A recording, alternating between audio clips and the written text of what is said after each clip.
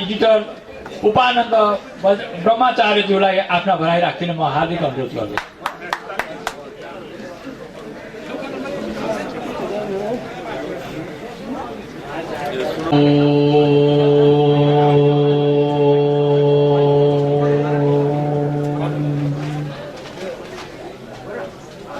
मूकं करति वाचालं पंगुं लंघयते गिरिं यत्कृपाहतमहं वन्दे परमानन्दमाधवम्। गुरुब्रह्मा गुरुर्विष्णु गुरुर्देव महेश्वरा गुरु साक्षात् परब्रह्म तस्मै श्री गुरवे नमः। सभा मध्ये उपस्थित संतचरण, मातृशक्ति और दीर्घकालीन समय में महाराणा पृथ्वीनारायण शाह स्मृति स्मारक समिति के आयोजन पे आज का जो विषय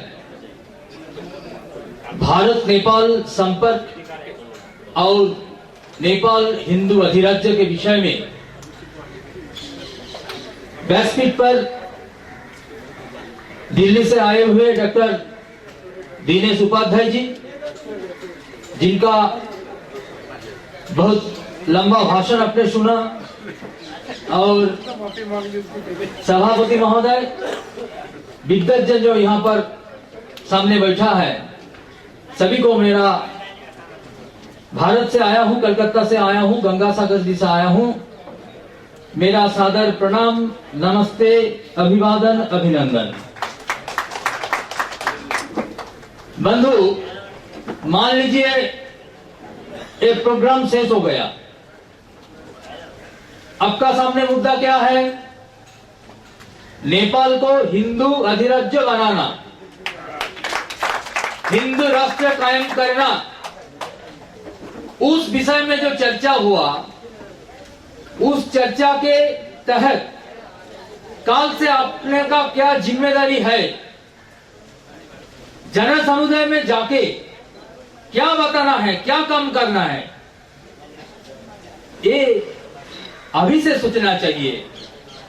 नहीं तो बहुत बड़ा कोई प्रवचन, कोई कॉन्फ्रेंस, कोई कन्वेंशन, कोई आम सभा बहुत होगा, लेकिन नेपाल जिस समस्या से अभी गुजरते हैं उसका हाल नहीं होगा।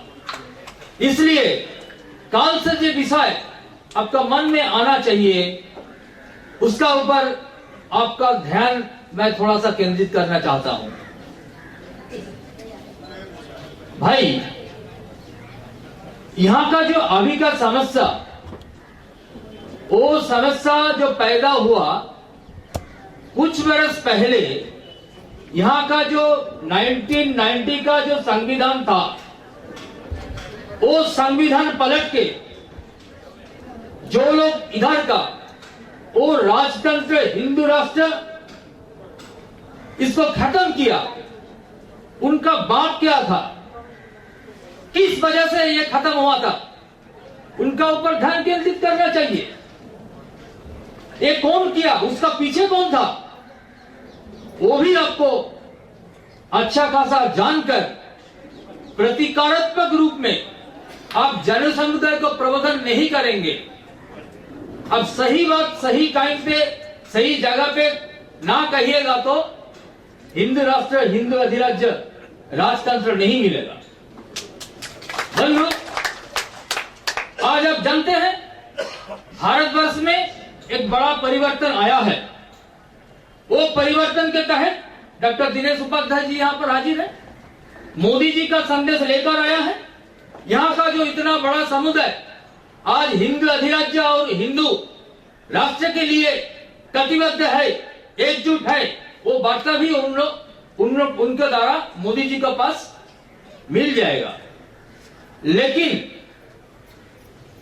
भारत का जो पहला जो विषय था, वहां का जो कांग्रेस 60 वर्ष तक वहां जो शासन किया, वो इतना बड़ा चर्चा में भारत और नेपाल का जो सुंदर एक भक्तिवत सहोदरवत जो संपर्क, वो संपर्क को टूटा के यहाँ पर वो विदेशी, वो यूरोपियन यूनियन या तो चीनी, वो विस्तारवादी शक्ति को यहाँ पर प्रवेश करने को और नौबत दिया। इसलिए जो लोग आज यूरोपियन कंट्री को इधर से आया है, यूरोपियन यूनियन को, और ये नेपाल को राजतंत्र को खत्म करने को जो कहते हैं, उनको मैं ये पूछना चाहता हूं, आपको यूरोपियन यूनियन में वो क्यों ब्रिटेन राजतंत्र आज भी खड़ा है, क्यों हॉलैंड का राजतंत्र आज भी खड़ा है, क्यों जापान का राजतंत्र भी आज खड़ा है? आज सिर्फ नेपाल का राजतंत्र हटाने के लिए आप बात कर रहे हैं? नहीं चलेगा। राजतंत्र ये नेपाल का राजमुकुट, ये सदियों का भारत का नेपाल का पहचान है। ये पहचान सूर्य चंद्रवत है, जहां ये हिमालय से वो सिंधु सागर तक, इंदु सागर तक, वो हिमालय का ही और इंदु का इंदु, ये मिलकर जब हिंदुस्तान आर्यवर्त, ये नेपाल से रामेश्वरम तक, वो कश्मीर के कन्याकुमारी का तक, वो गुवाहाटी से गुजरात तक, गंधार तक जब हमारा देश है, वो देश का अंदर जो यहाँ को जो आने वाला है, जो आरबीय विस्तारवादी है, अराबिक जो इंपीरियलिस्ट है, उनको आप ख्याल कीजिए बंधु। जो यूरोपियन साम्राज्यवाद बहुत से पहले वो अपने जब 1757 में ईस्ट इंडिया कंपनी भारत का शासन कब्जा कर लिया, तब से शुरू किया था, और नेपाल को शिकस्त देने के लिए और उनका जो रवैया था वो बहुत निंदनीय था। लेकिन वो महाराज पृथ्वीनारायण शाह जी, वो इंग्रेज को, जिन इंग्रेजों का सूर्य का कोई अस्तमित नहीं होता, इतना बताया जाता था, वो सूर्य का अस्तमित कर दिया नेपाल में। और जब वो लॉर्ड कर्जन जहां 1905 में भारत का विभाजन करने के लिए बंग भंग किया था, वो 1904 में वो हस्बैंड एक्सपीडिशन के द्वारा वो तिब्बत में जाने के लिए प्रस्तुत था, और नेपाल को भी परास्त करने का उनका मन में था, उनको भी शिकस्त देना पड़ा। और अंग्रेज शक्ति जिसका वो सूर्य अस्तमित नहीं होता, नेपाल में बार बार वो सूर्य अस्तमित हुआ, वो धरोहर के आप संतान है। तो इसलिए आज जो यूरोपियन कंट्री जिसमें ब्रिटेन राजतंत्र है, हॉलैंड का राजतंत्र है, ये पृथ्वी में बहुत सारे राजतंत्र है, तो नेपाल का भी राजतंत्र यहाँ पर रहना चाहिए। ये नेपाल हिंदू राष्ट्र, हिंदू जो यहाँ पर आदिवासी है, किरात देश का जो यहाँ का जो सपूत है, यहाँ का जो सभी जो नेपाल, अखंड नेपाल का जो संस्थापना महाराज पृथ्वीनारायण साहब किया, उसको उजागर करने के लिए हम कटिबद्ध है। तो कल से जब हम लोग जाएंगे तो बताएंगे, आपको ब्रिटेन का राजतंत्र पहले खत्म करो, हॉलैंड का राजतंत्र खत्म करो, जापान का राजतंत्र खत्म करो, तो नेपाल का राजतंत्र खत्म करने का बात करो, ये होना चाहिए। और एक बात, वो 1947 से 1990 इस समय पे जो कॉन्स्टिट्यूशन था, वो कॉन्स्टिट्यूशन क्या बिगड़ा? मैंने 3 दिन नेपाल में आ चुका है, मैं रक्सौल से होते हुए काठमांडू तक आया, जन समुदाय से बातचीत करते करते आया, देखा आज भी वो सामान्य जनमन में कैसा नेपाल का राजा का प्रति श्रद्धा है। वो बताते हैं एक भी धूल मैं गाड़ी से आया, वहां से टाटा सुमो करके आया, लेकिन थोड़ा सा विनती करके यहाँ पर बैठे, मेरे को बात करने को दीजिए। मैं सभी को सुना, लेकिन मेरे को सुनाने का जो अधिकार है 20 मिनट दीजिए प्लीज। विषय जो है ये राजा का प्रति जो सम्मान, वो सम्मान भारतीय विस्तारवाद जो सच में कुछ नहीं है, उनके बावजूद यहाँ पर मनुष्य के मन में वो जो लोग चीन का ताबेदारी करते हैं, कम्युनिज्म करते हैं। कम्युनिज्म क्या है? कम्युनिज्म के रूप देखा, रूस में क्या कम्युनिज्म है? रूस में कम्युनिज्म ध्वस्त हो गया, सारा पूर्व यूरोप में कम्युनिज्म ध्वस्त हो गया। चीन जो धनतंत्र वहां पर लागू कर दिया, वो कोई कम्युनिज्म है क्या? कम्युनिज्म करने वाले हिंदू भाई नेपाल का है। यदि साम्यवाद लाना चाहते हैं, वेद में जाइए, वेद पढ़िए, क्या साम्यवाद है वहां से उठा के लाइए और वो वैदिक हिंदू साम्यवाद का लागू कीजिए। तब आपको यहाँ पर वो आप समग्र ये सोशलिज्म का कहे, कम्युनिज्म का कहे, भारत में सब है। वो भारत का जब मैं बातचीत करता हूँ गर्व से, जब मैं हिंदू कहता हूँ तब एक गर्व मेरा नेपाल के लिए है। एकमात्र हिंदू राष्ट्र था और क्या कर दिया नेपाल का। उसमें 1990 का जो संविधान वो परिवर्तन करके नेपाल को, लोगों का, आम जनता को कुछ भला हुआ क्या? कुछ भला नहीं है किया। लेकिन वो यूरोपियन यूनियन, चीनी विस्तारवाद और भारत में रहा इतना दिन का जो राज करने वाली वो इटालियन लेटिसनिया माइनो, जिनको एक पशुपति नाथ जी को मंदिर में घुसने नहीं दिया था, इसलिए वो रिवेंज लिया था। मेरा राजा वीरेंद्र को परिवार के सहित समर्थ किया था और समर्थ करके यहाँ को पलटवार किया था राज सत्ता का, हम सब जानते।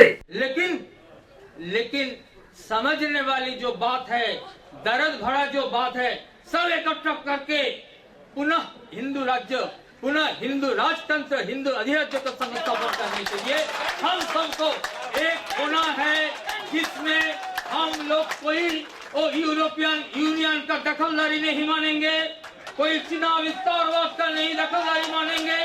वो भारत का अभी का जो था पहले कांग्रेसी विस्तारवाद, जो रॉ के द्वारा, उन संस्था के द्वारा एक उथल पुथल कराने के में जुटा था, वो भी खत्म हो चुका है।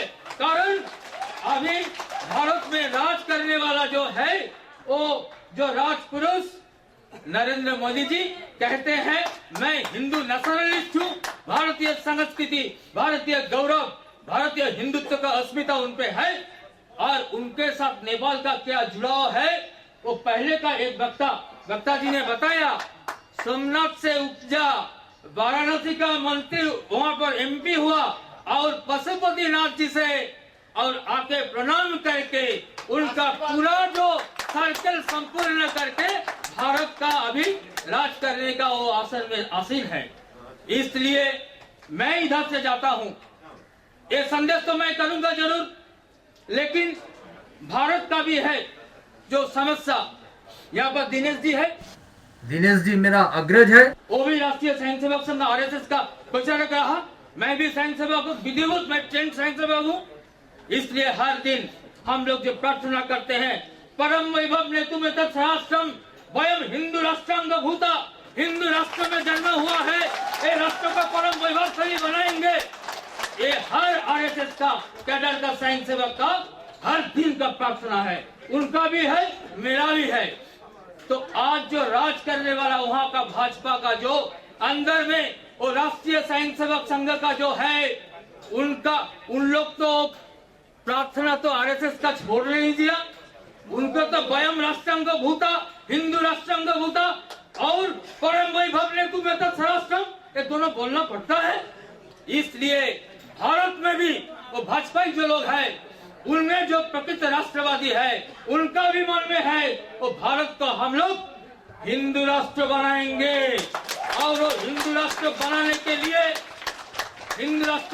के लिए इतना बड़ा धर्म संसद हो जाता है विश्व हिंदू परिषद का, राष्ट्रीय स्वयंसेवक संघ का जो होता है अधिवेशन, राष्ट्रीय अधिवेशन, या तो हिंदू जनजागृति समिति सनातन संस्था द्वारा हिंदू अधिवेशन हर वर्ष हो जाता है। सभी जगह में वो राष्ट्रीय स्वयंसेवक संघ का राष्ट्रीय मार्गदर्शक मंडली का बैठक हो या तो धर्म संसद और विश्व हिंदू परिषद का, सभी जगह में या तो हिंदू जनजागृति समिति का हिंदू अधिवेशन हो, सभी जगह में एक प्रस्ताव पहले ही पारित हो जाता है। वो प्रस्ताव क्या? वो प्रस्ताव नेपाल को हिंदू राष्ट्र बनाना चाहिए। शायद आपको जानकारी नहीं है, लेकिन हर वर्ष में हर संगठन नेपाल को हिंदू राष्ट्र और हिंदू अधिराज्य बनाने के लिए प्रस्ताव पारित करते हैं। लेकिन ये जो दूरी था वो दूरी अभी मिट गया।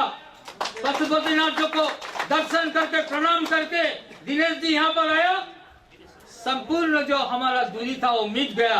अभी संगोद एकदम आमने सामने 1-to-1 डायरेक्ट हॉटलाइन, अब जो भी कह सकते हैं वो आप कह लीजिए।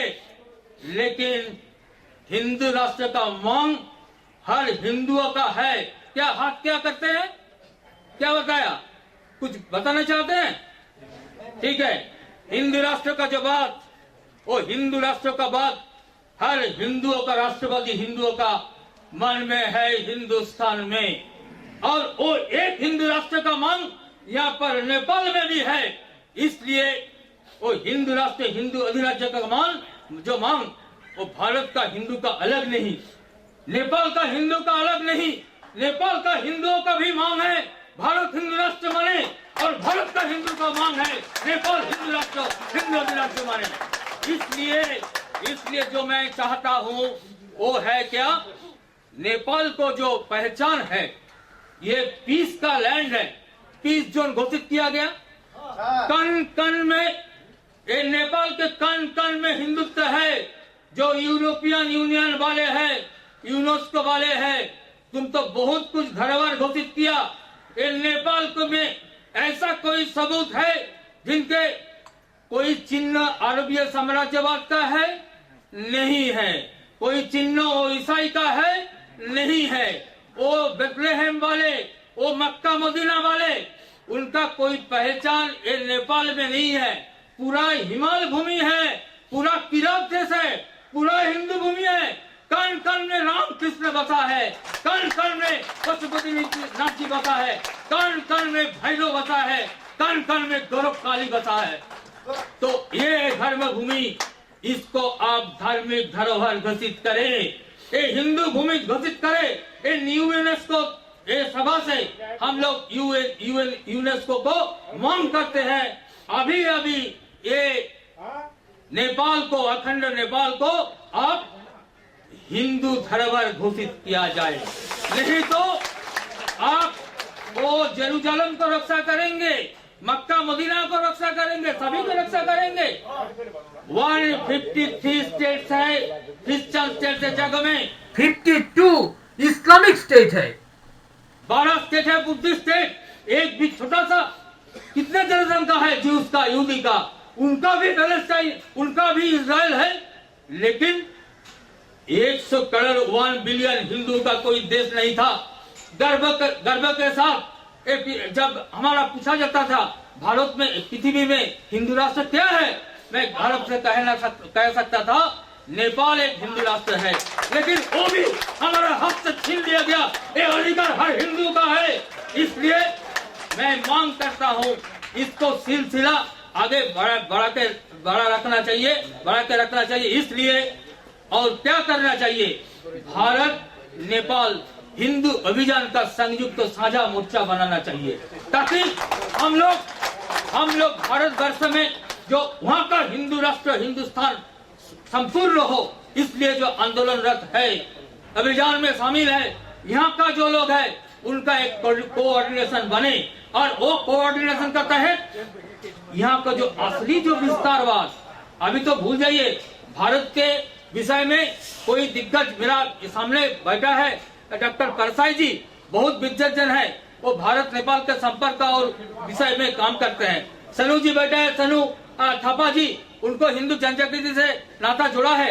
बहुत सारे मैं लोग यहाँ पर देख पाता हूँ, जैसा मिलन पकड़ेल और जो लाया है यहाँ पर जगत बहादुर पाठक जी, सभी को साथ मेरा जो हिंदू एग्जिस्टेंस बड़ा जो वेबसाइट है, 20 लाख से ज्यादा जहाँ लोग आते हैं, देखते हैं, उनमें मैं हर नेपाल को जो काठमांडू पोस्ट या तो यहाँ का हिमालयन जो अब न्यूज है, सभी के विषय में, हिंदुत्व के बारे में, हिंदू राष्ट्र के बारे में जो भी मुद्दा यहाँ से मैं पाता हूँ, वहां से जग भर में प्रचार करता हूँ। इसलिए ये मेरा फर्ज बनता है, दायित्व बनता है। हिंदू राष्ट्र नेपाल बनेगा तब भारत भी एक हिंदू राष्ट्र हो पाएगा। इसलिए हिंदुस्तान का नाता जैसा नेपाल के साथ जुड़ा है, नेपाल का भी नाता हिंदुस्तान से जुड़ा है। इसलिए हिंदुस्तान और नेपाल का एक अभिन्न हिंदू राष्ट्र आंदोलन में ये नेपाल में हिंदू जो राष्ट्रवाद का संरक्षक जो है, जिनके द्वारा ये राज्य स्थापित हुआ था, हिंदू राज्य स्थापित हुआ था, वो पृथ्वीनारायण जी शाह, वो राज चक्रवर्ती थे नेपाल के भूमि में। वो राजा का क्या सम्मान, हम लोग यदि पुराण और मर्यादा का बात करें, वहां देखेगा धर्म राज्य हम क्या कैसे क्या किसको कहते हैं, जो राम राज्य है, राम राज्य का हम लोग धर्म राज्य कहते हैं, क्योंकि राम मर्यादा पुरुषोत्तम है। राज्य चलाने के लिए उनको जो विरासत है, उनको जो मूल्यांकन है, वो मूल्यांकन सर्वश्रेष्ठ है। इसलिए धर्म राज्य को हम लोग राम राज्य कहते हैं। लेकिन राजा को जो अलग अलग पहचान, वो पहचान तो नेपाल से सीधा जुड़ा है। जनकपुरी में जनक राजा क्या करते थे, वो राज चक्रवर्ती थे, लेकिन खुद ही हाल चलाते थे। वो है राजा, वो राजा का जो भारतवर्ष का हिंदू राजा कैसा होना चाहिए, ऐसा उनका प्रतीक है। हमारा साथ राजा जो सीबी है, एक कपट के पान रक्षा करने के लिए निजा अंग से वो मांस काट के वो कपट को खिलाया, कपट को बचाने के लिए खिलाया।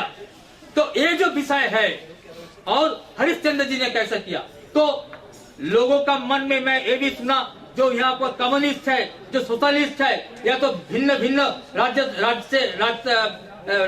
राजनीतिक पार्टी से जुड़ा है, उनका मन में क्या है, राजा एक शोषण शक्ति का प्रतीक है।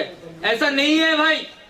राजा यदि बीच में प्रजा का पास जाए और राजा और प्रजा का संबंध जैसा जनक, जैसा सीबी, जैसा हरिश्चंद्र ऐसा बन जाए, जैसा राम राज्य का राम मर्यादा पुरुषोत्तम जैसा उनका अनुसारी बन जाए, तो प्रजा सदियों से जैसा राम का पूजा करते हैं, यहाँ का भी राजा सर्वजन मन्न हो जाएगा। इसलिए राजा और प्रजा का जो भेद बढ़ा के यहाँ पर जो कुछ मैं कुचक्र देखने को मिला, वो भी खत्म होना चाहिए, ऐसा मैं विनती करता हूँ।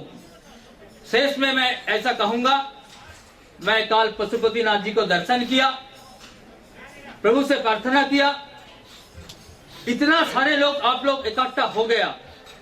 पूर्ववर्ती वक्ता धीरेश जी ने कहा, अब सिर्फ मनुष्य नहीं है, हमारा उपनिषद का जो वाणी है, देवो भूता देवं जयेत, मनुष्य क्या ये साधना क्या है, वो देव का पूजा करते हैं, देव होकर। मनुष्य में जो पशुत्व है, धर्महीनता है, वो छोड़ के, और धर्महीनता छोड़ने के लिए जो आपको स्थान निर्देश किया, वो है हिमालय। अब हिमालय में खुद रहते हैं, इसलिए उन्होंने कहा आप ऋषि लोग हैं। तो इस जायगा में तपस शक्ति जो है, विभूति जो है, यहाँ को जो साधु संत इकट्ठा बैठे हैं, मैं महसूस करता हूँ इतना सारे यहाँ पर आंदोलन चलता है। मैं देखता हूँ वहाँ खड़गा जी, कुंभ खड़गा जी ने नेपाल कांग्रेस से कुछ दिन आगे हिंदू राष्ट्र के विषय में उन्होंने ये किया, सभा किया। हर दिन देखता हूँ मैं कहाँ वहाँ पर कोई बाबा जी ने और पार्क में वहाँ पर शांति वाटिका में बैठ के वहाँ पर काम कर रहे हैं, और सब ऐसा बहुत सारे संगठन है, सब क्यों काम कर रहे हैं, एक हिंदू राष्ट्र, हिंदू अधिराज्य बनाने के लिए।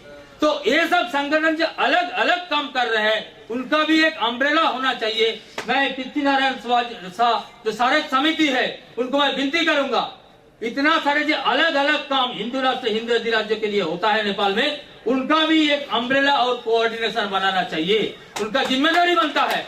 और यहाँ का जो हर आदमी कुछ परमिसिव होके ये भी ठीक है, वो भी ठीक है, एक करके वो विस्तारवादी और सांस्कृतिक ध्वंस करने के लिए जो शक्ति यहाँ पर आते हैं उनको भी हम, आप क्या है, आप तो भगवान का विभूति है, ऐसा नहीं है। भगवान का विभूति मान के वो रावण को कोई आपको परेड नहीं किया, उनका सीधा वो मार के भगवान धर्म राज्य प्रतिष्ठा किया। भगवान कृष्ण जी का क्या किया, वो कौरव को समूह विनाश किया। उन्होंने बताया नाश नहीं विनाश, परित्राणाय साधुनाम विनाशाय च दुष्कृतम धर्म संस्थापनार्थ संभवामि जुगे जुगे। विनाश करना चाहिए। इसलिए जो विस्तारवादी जो यहाँ का मूल संस्कृति का ध्वंस करने चाहते हैं वो लोग आके कहा हमारा एजुकेशन में कुछ कमी है, कुछ हेल्थ में कमी है, कोई पैसा का कमी है, एक घुस घुस के हिंदू को मारने का कोशिश कर रहे हैं। आप भी उठाओ, आप भी शस्त्र उठाओ। जैसा शस्त्र माता दुर्गा का 10 हस्त में है, जैसा शिवाजी का हाथ में पशुपत अस्त्र है, जैसा राम जी का धनुर्बाण है, श्री कृष्ण जी की सुदर्शन चक्र है, सभी का अस्त्र इकट्ठा करके जो धर्महीन है, नेपाल को संस्कृति है हिंदू अधिराज्य, हिंदू राष्ट्र को खत्म करना चाहते हैं, उसका भी समूह ध्वंस हो, ये प्रार्थना करके पशुपतिनाथ जी से बातचीत हुआ, उसका आशीर्वाद मिला। मैं आपको बताता हूँ बहुत शीघ्र ही ये नेपाल में हिंदू अधिराज्य और हिंदू राष्ट्र होने वाला है, कोई शंका न रखिए। जय पशुपतिनाथ, जय हिंदू अधिराज्य, जय मुकुट, जय मुलुक।